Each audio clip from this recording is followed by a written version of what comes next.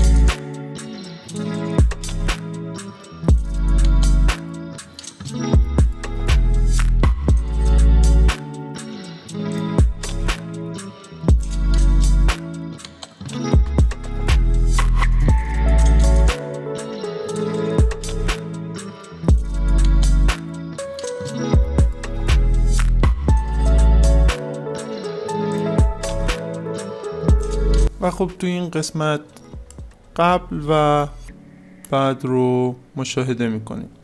تو این قسمت ما میتونیم برای تنظیم نور از این قسمت اکسپوژر رو اندکی افزایش بدیم.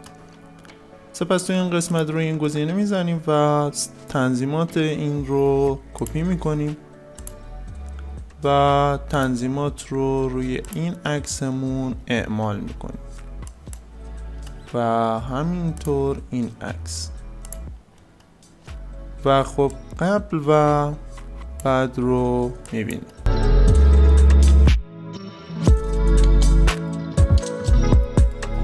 اگه از این سبک آموزش رو خوشتون میاد خیلی خوشحال میشم که کانالمو سابسکرایب کنید و اون زنگولش رو فعال کنید تا آموزش های بعدی رو از دست ندین. تا آموزش بعدی، خدا نگهدار.